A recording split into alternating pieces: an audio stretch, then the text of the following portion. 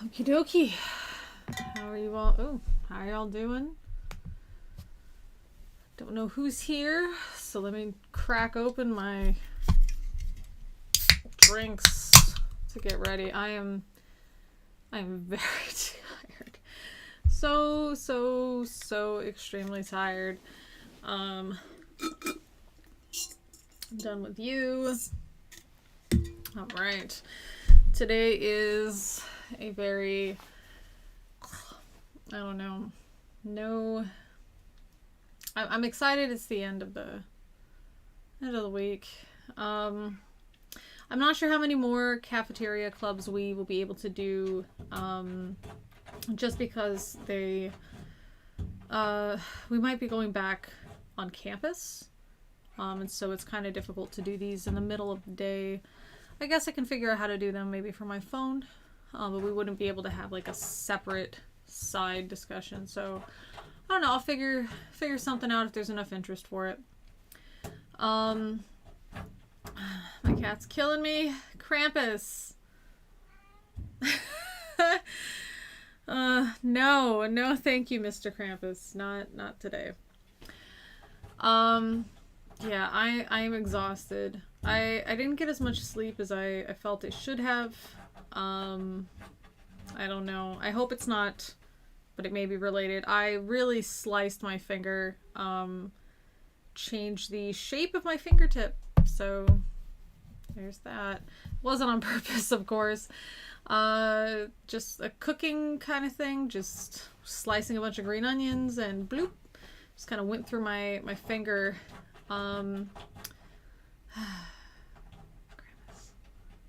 He's so loud. I don't want to let him in because he's been scratching a lot of stuff, and I'm afraid that it's this thing that he's scratching at is going to fall over and smack him in the head and cause a lot of damage to everything else. Hello, Menno. Yeah, I felt bad about yesterday, and since you messaged me, I decided to have this, because otherwise I wouldn't have done this today. I think I just need a nap. But we also didn't do it yesterday because of the migraine situation, so I just wanted to make sure that you were able to get in to see or to have this interaction if you so desire. And I'm glad you have Discord on your tablet now, so you don't have to be set up in your or whatever setup. It's more portable for you. But yeah, I was just cutting, and once I hit my finger, I hit it and I thought, okay, got myself, and I'm gonna look down. It's gonna be a little slice, and then if I squeeze it, blood will start coming out. One of those kinds of things. And I look down, and it's just blood. I found a chunk of it, and it was with my onions. Like it was a chunk. Like you could have put a toothpick in there and had it.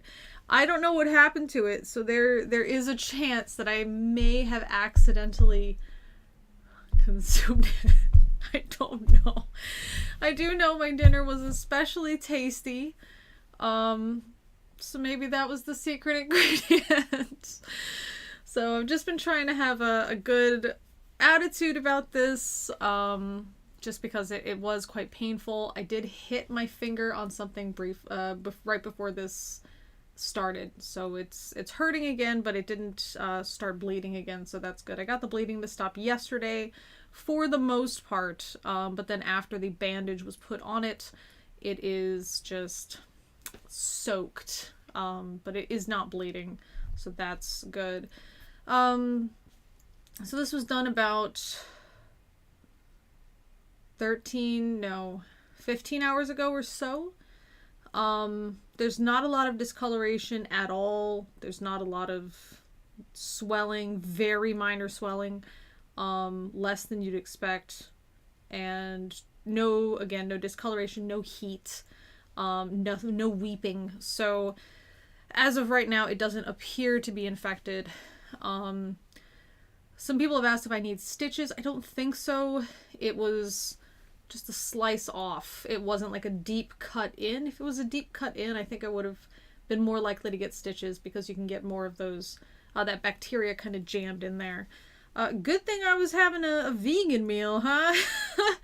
I mean, of course your vegetables can still be contaminated, but wow, it's a good thing there wasn't like an injection of raw chicken pieces into this open wound. So there's that. All right.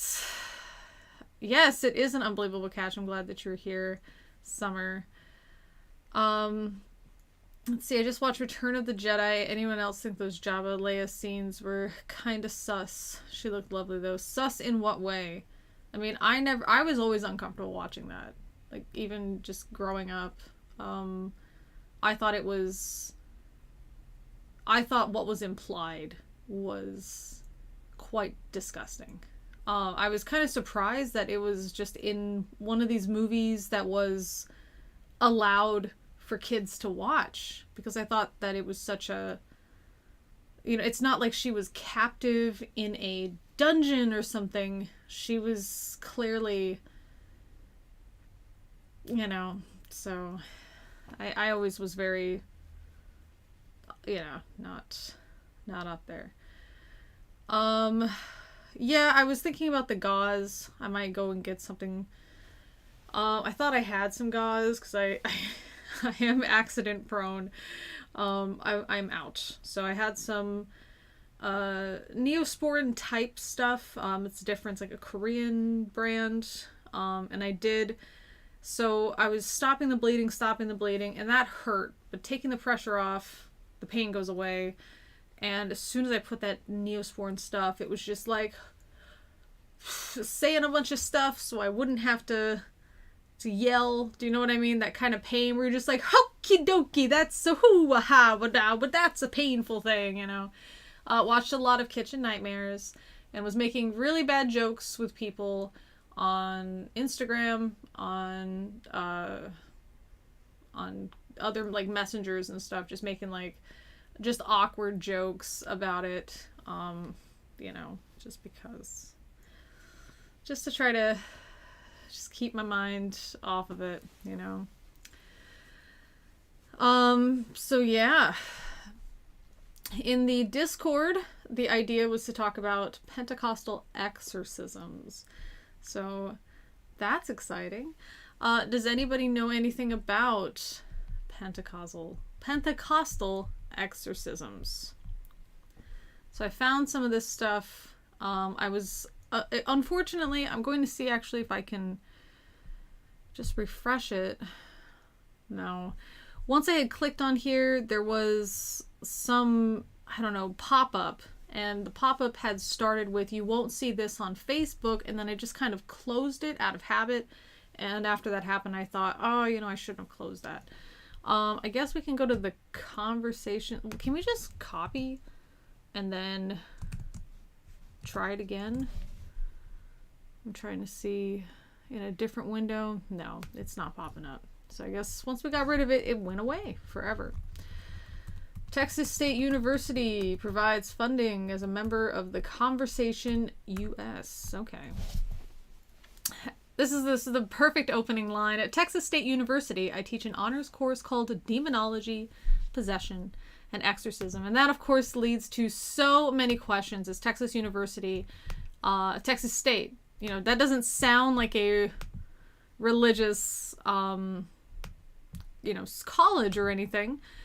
And it's an honors course, So what, is there like a regular version of it, or what? If you don't have good grades, you can't access demonology? I don't understand. Let's see. I like to pronounce it Return of the Jedi. Ooh, and watch people Twitch. Gotcha. Had a church do one on me. Oh yeah. Hello, Shuggle. Hello.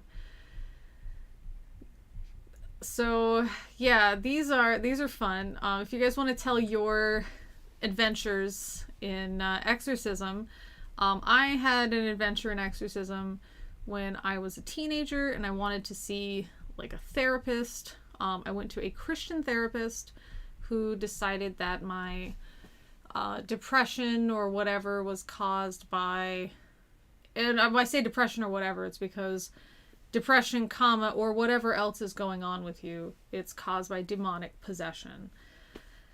So that was exciting. And then, just growing up Pentecostal, everything is angels and demons, so it's like, hey, can I get some help on my math homework or something? It's like, let's pray away the demon of confusion, instead of like learning remediating oneself on like, math for middle school students or something.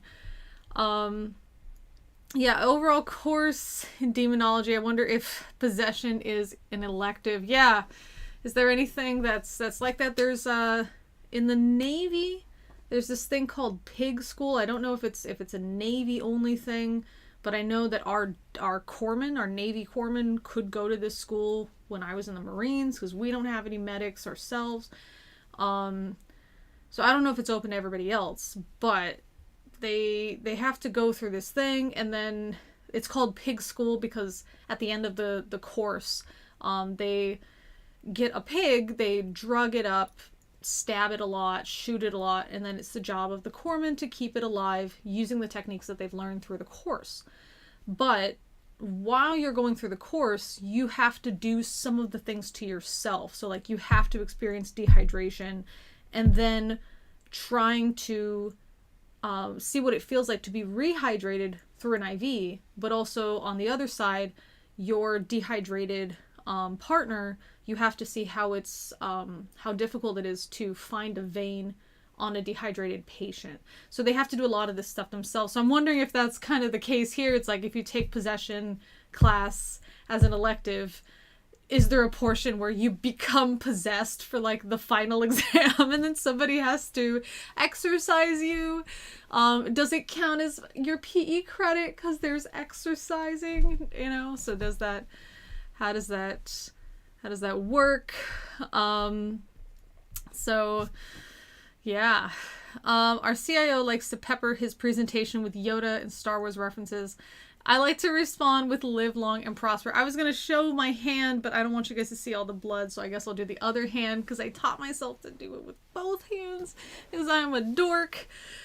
What if demons were like the Hydra, exorcise one person and the demon infects 3 people observing it? That would be interesting, right? Oh, and secret sin. Oh my goodness. There's everything. There's like sin that you don't know you're committing. Sins you've convinced yourself aren't sins, so you don't realize you're. It's nuts. It's not a gut course. I don't know what that means. What does that mean, a gut course? Is that? I mean, I saw there was like a comment about Australia over. Is that Australian English? Because I'm surprised it doesn't end with like an O, like a gutto, or it's a corso. I don't know why Australians like doing that. Let's see. My students produce research papers on topics that range from the role of sleep paralysis in reports of demonic attacks to contemporary murder cases in which the defendants have claimed supernatural forces compelled them to commit crimes. Okay, so maybe this is just the study of the comments or the cultural concepts of exorcisms. What could it be? Maybe that's what it is. So it's not actually anything alleging the supernatural, but it's just how has the concept of exorcism shown up in popular culture. Maybe that's all it is. I do know about your not so secret sin that you did earlier today, Chris. I'm glad you were able to make so many people so happy. Does the university provide the swine to exorcise the demon into, or do you have to bring your own?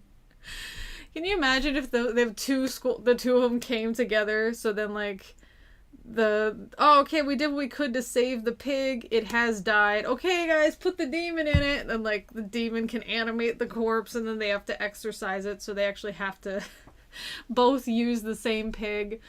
That's intense. All right. In fact, talk of demons isn't unusual in Texas. The first day of class, when we watched a clip of an alleged exorcism in an Austin Starbucks. You know we're gonna watch this. Many of my students said they'd seen similar scenes in the towns where they'd grown up. So let's try to watch this. I don't know if this will get flagged, so we'll turn off the sound.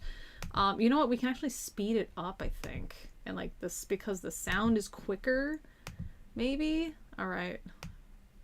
Oh, yeah, I gotta turn it on. Well, actually, we'll just watch. What is he? Is he spitting?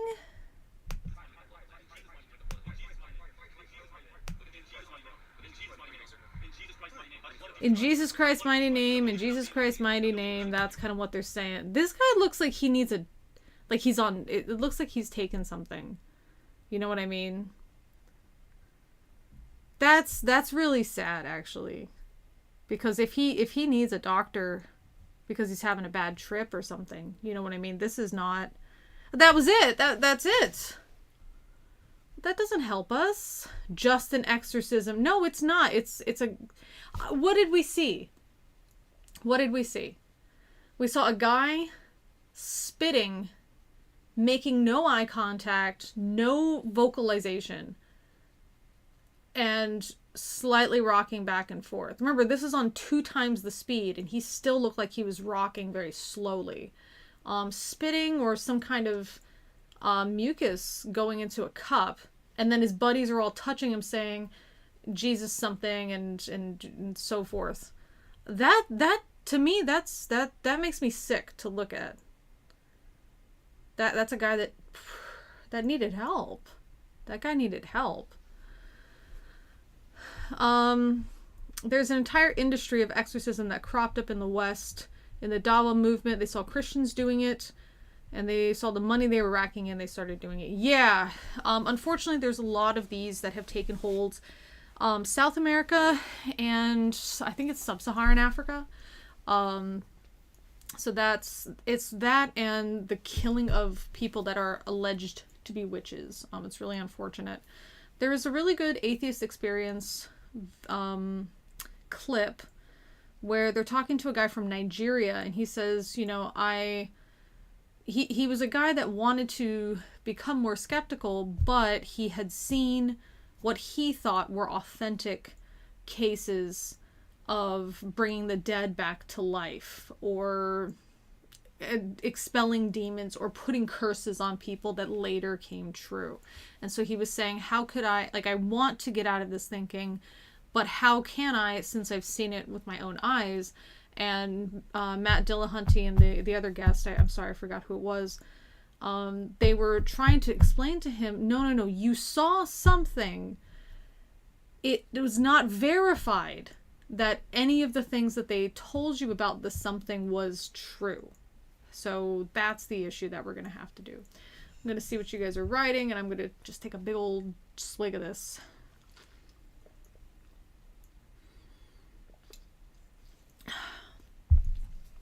Unless I see levitation and or the head doing a 270-degree move, he's not possessed.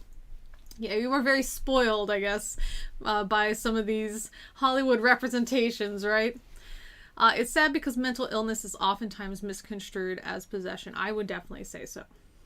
Especially if you have something like schizophrenia, where you're hearing things or seeing things that appear to be conveying a message to you in a way that makes you doubt a lot of things in reality. If you're to report something like that to a group of, like these guys here, you would end up in a situation where they would not take you to a doctor. They would say something like, Satan is messing with you, you're being targeted by demons, something along those lines. And so this person would continue to suffer just because they won't be getting appropriate treatment. In reality, if they were able to get treatment, they could have some kind of management of their symptoms. And that's the really dangerous part of this exorcism stuff. In addition to just kids that aren't able to get food and water during these long-term exorcisms. Let's see, a few students even admitted their parents were nervous they'd sign up for the class. Maybe these parents worried their kids would become possessed, or that studying possession in the classroom might make demons seem less plausible. Perhaps it was a mix of both. Now it is, so this idea here, it might sound a bit odd, But the idea, at least in Pentecostal Christianity, is that you cannot become possessed unless you are open to possession. And so I guess the fear would be something like, because you're studying about it, you're opening yourself to demonic attacks. Or if you study about it, it might make you question the veracity of it, so you might do a self-test and open yourself up for demonic attacks. So if I were to take a class like that, that's something I would imagine would be something that perhaps some of my parents would say out of concern. So that's the fear. I don't think that's the same in other types of Christianity. I think for things like Catholicism, I think anybody is potentially a target for demonic possession. Maybe those weak in the faith. Somebody that, understands more about Catholicism, maybe you guys can let me know. But in terms of Pentecostal Christianity, you have to open yourself up in some way to demonic possession.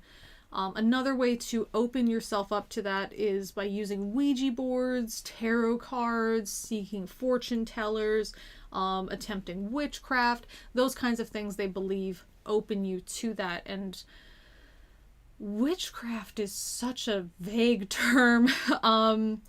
It's such a benign term in reality, but it's such a vague term in the case of like Pentecostal perception. Even something like playing Dungeons and Dragons or Magic the Gathering, a Pentecostal family would definitely feel some hesitation, if not outright banning it for their kids. Yeah. Let's see what you guys are writing. Hi Mills, how you doing? Hope you're doing better. I don't know if you missed my finger story, but yeah. I'm just hoping I don't need to see a doctor this weekend. I'm really hoping that this doesn't get infected. Yeah, witchcraft, my goodness. Either way, these parents... Oh, sorry. And then I did want to touch on this. Studying possession in the classroom might make demons seem less plausible. I think if you're afraid of that, you are afraid that your religion is not as solid as you want to believe it is. I've heard a lot from this evangelical group that something like going to college, that's a atheist indoctrination route, ignoring all the doctors and lawyers that have gone through lots of college and still are Christian. But I've also heard things like atheists just become atheists because they want to sin or they hate God. And I'm sure a lot of other atheists have heard that, but I hear that from the evangelicals and Pentecostals specifically. And to me, that's always strange. This idea that I would recognize that heaven is real and I would recognize that hell is real, but for some reason I choose to go to hell knowing that I could easily choose to go to heaven. To me, that just didn't make any sense. That's such a weird thing to say. So it just seems very flimsy, I feel. This concept that it's so easy to just toss away your religion. With a little bit of thinking and a little bit of learning, it's so easy to just throw the religion away. If that's the case, maybe it's time to actually study your religion, Let's see. You told the finger story. I'll have to start this over and catch that when you... Yeah, it's just a bloody finger story. My mom gave me a red inked drawing that is supposed to protect me from evil spirits. It worked so far. Good. I will give you a, I don't know, some kind of rune, Thor's rune, to protect you from the ice giants too. No, I did do a temple stay here in Korea. That reminds me. And the monks were all pretty benign for the most part. But they did have this one speaker, and it was like just as irrational as some of the other fundamentalists from other religions.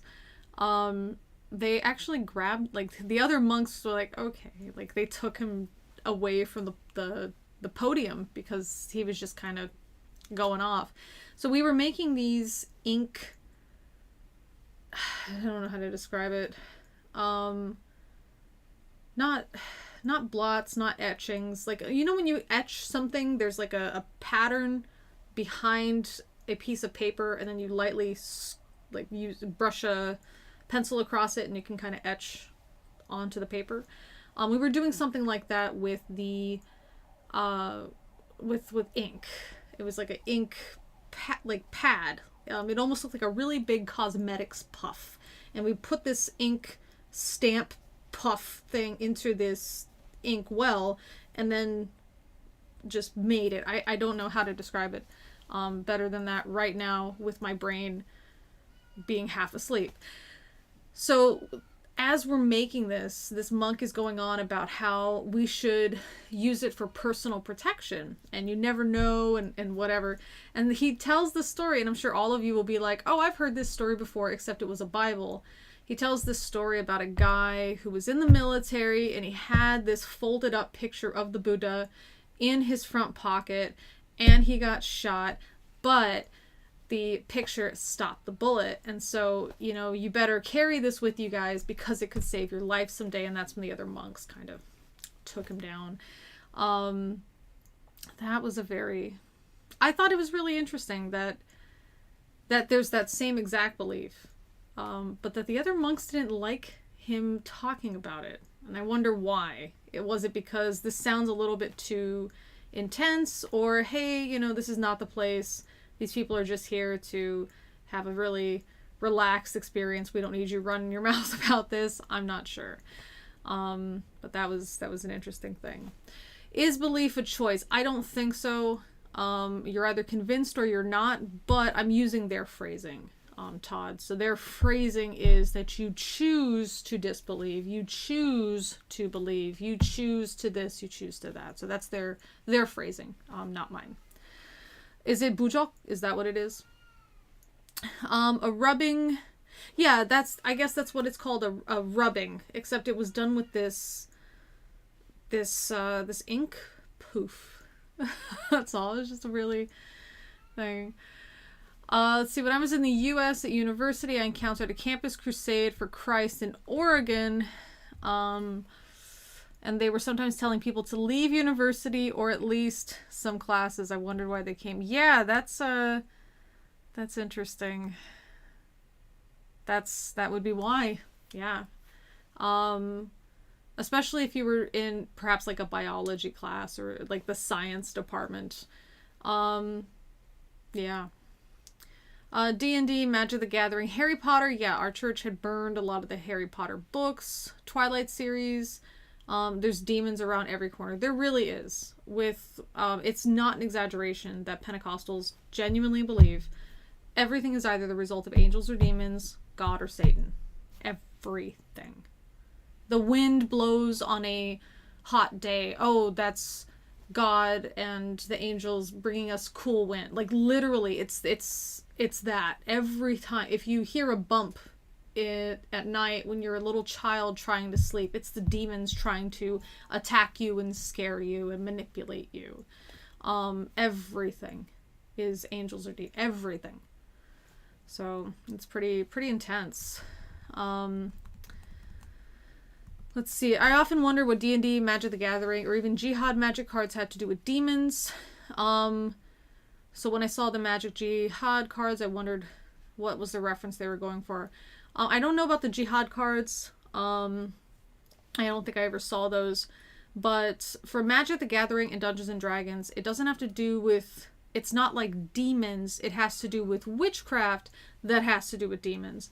And I tried explaining to my parents that D&D is not witchcraft any more than acting is witchcraft. And we've watched movies and TV series and stuff. You have a character that you play.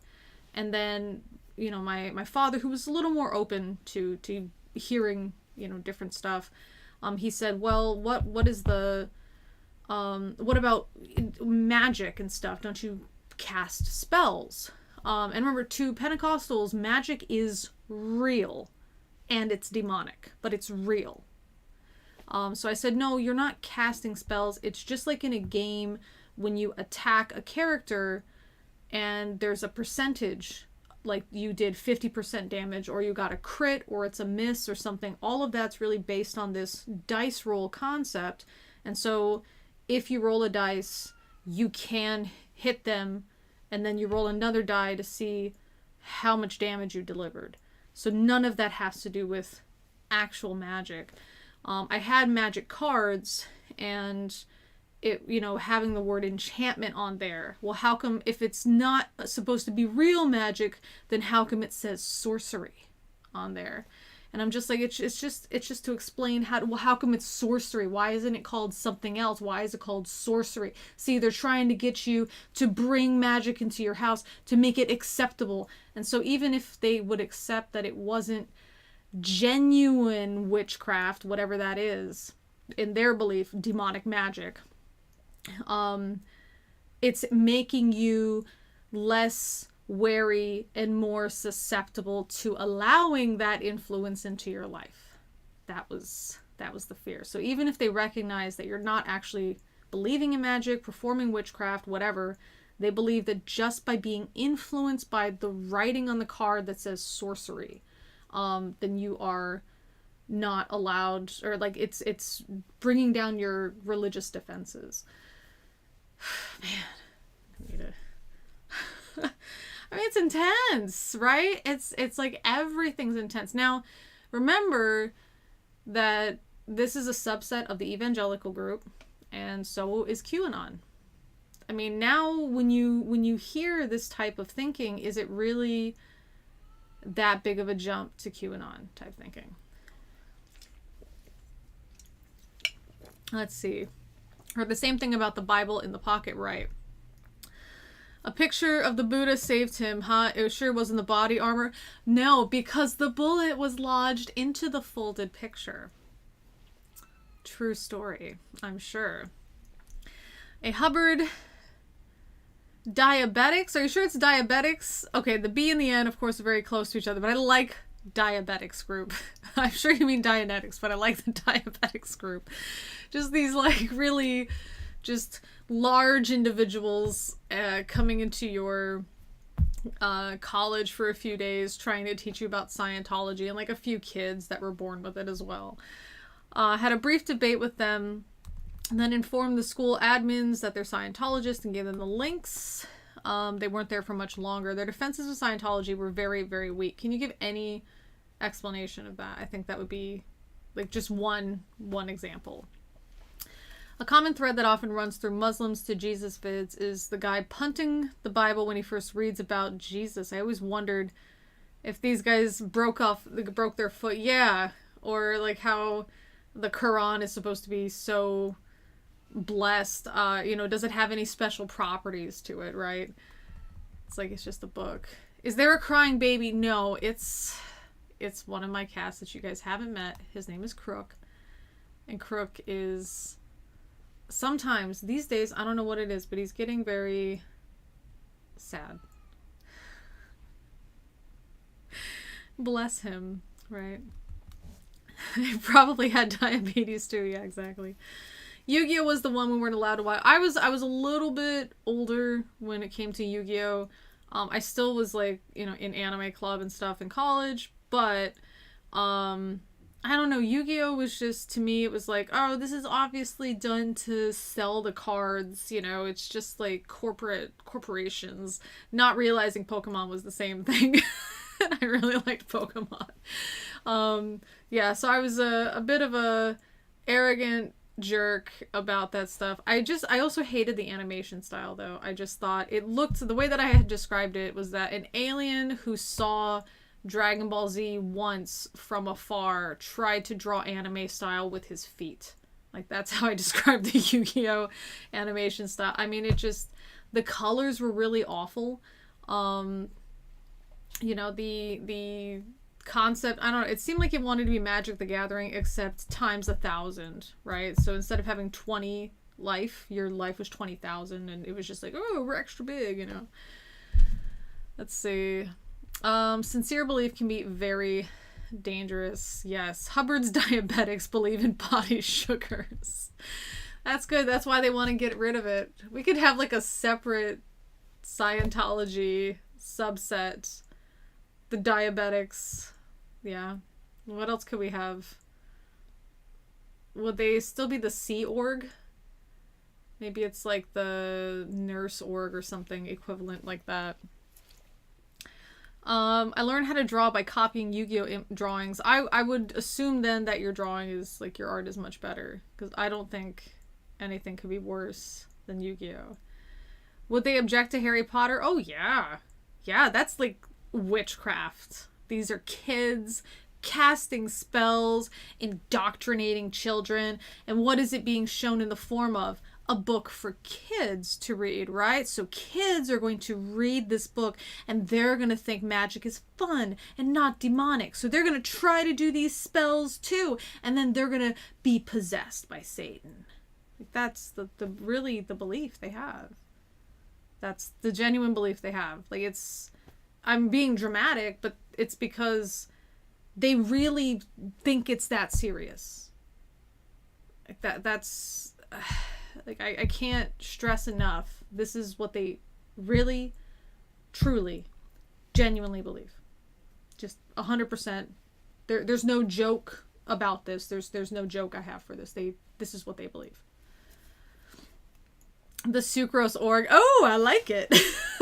Can we go, let's see, will the diabetics group be type A or type B? Well, see, you know, you can, if you can convert to the diabetics.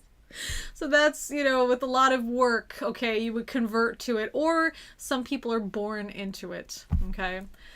Yeah, I know it's type 1 or type 2, but Shuggle is in Egypt, so maybe that's what they call it in Egypt. Burn the house down with fireballs, right? Magic missile. We can go more into the diabetics in the Discord. I think if you guys wanna, we can have that. We can be the unofficial Scientology offshoot. Would we call it anything else? Scientology, sucrostology, something like that. All right. Either way, these parents aren't a superstitious minority. A poll conducted found that in 2012, 57% of Americans believe in demonic possession. Nonetheless, demons, invisible, malevolent spirits. So I'm glad that he has a definition. Like, what are demons? Invisible, malevolent spirits.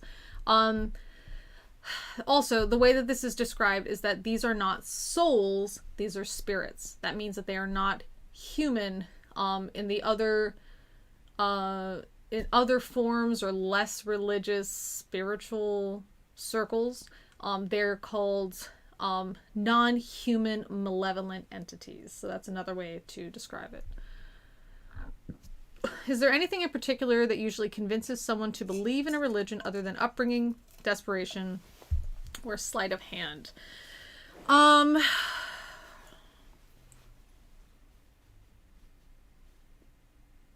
The only other thing that I would guess is an undiagnosed mental illness that appears to be explained by that religion. That's the only thing I would guess. I'm not saying that religion is a mental illness. I'm not saying that. I think that's an insult to people who live with mental illness, to say that. I think it's just using, haha, you're mentally ill. That's just ableist. That's an insult. That's so, and it's so not true as well. Just like demonstrably not true. There's plenty of neurotypical people that believe in religion. But I am saying that other than upbringing, desperation, or sleight of hand, the only other way that I can think of somebody believing in it is if they have an undiagnosed mental illness, and when they explain it and they're talking about it, I guess it would be a combination of desperation too.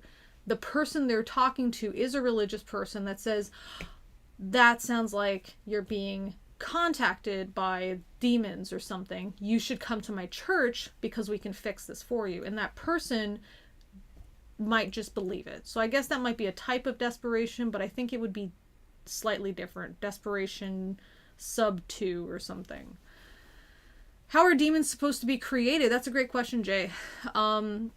They are, so there is a belief, we went into this a bit when we did the Book of Enoch, which we still need to finish. But basically, the mainstream belief is that 1/3 of heaven, which so far I haven't found out where they get that number, but Lucifer as an angel and 1/3 of the angels were convinced to fight against Yahweh. Yahweh defeated them with the other angels and cast them into a separate area, which they call hell. And so that's where they have to reside. In the Book of Enoch, it gets more, there's more explanation to it and why they were punished. It wasn't really a rebellion. It was more like doing something they shouldn't have done, but you kind of understand why they did it. And then they're bound and covered in fire. Like, they're bound underground and burned for what, as many as 10,000 generations, I think it was phrased. But that's what the belief is, that demons are fallen angels, fallen in some way. Yeah. We need that as a Discord room. Just diabetics. The Church of Endocrinology. I'm loving this. I don't know the Dead Alewives sketch. Maybe you can post a link in the Discord for sure. It's predatory. It absolutely is. It's absolutely predatory. Yeah. Demons and exorcism are often thought of as relics of the past, beliefs and practices that are incompatible with modernity. This is, I would say, maybe a common belief, but not in Pentecostal Christianity. They believe that it's happening right now, that the Bible, God is the same yesterday, today, and tomorrow. If demonic possession happened in the past, it's happening today. That's just what they believe. That's just how they phrase it. Put a few of my drawings in the Discord. Oh, that's rad. I don't know if I had seen it, but if you just put it in there, that's awesome. I'll check them out. Let's see. It's an assumption based on a sociological theory that dates back to the 19th century called the secularization narrative. Scholars such as Max Weber predicted that over time, science would inevitably supersede belief in mysterious forces, or I guess is, what's his name? Neil deGrasse Tyson says, what, your God is an ever-shrinking ball of, or ever-shrinking chasm or something of scientific ignorance. I think that's a way that you guys may have heard it. But while the influence of institutionalized churches has waned, few sociologists today would claim that science is eliminating belief in the supernatural. In fact, in the 40 years since the blockbuster film The Exorcist premiered, belief in the demonic remains as popular as ever. Many churches scrambling to adapt. All right. On that note, we are going to end it. I thought this was a great topic that was recommended in the Discord. I would like to do a separate video on it. If you guys have questions about this that you want me to cover, please send that to me in the Discord. And why don't we aim for tomorrow, not 24 hours from now, because I know some of you, it's quite late. What's 4 hours before this? 8? So 20 hours from now? Is that doable? Let me know in the Discord. I will see you guys later. Just gonna throw some cold water on my face and get back to work. All right. See you guys later. Thanks for joining me. Bye-bye. I'll keep you updated on my finger too.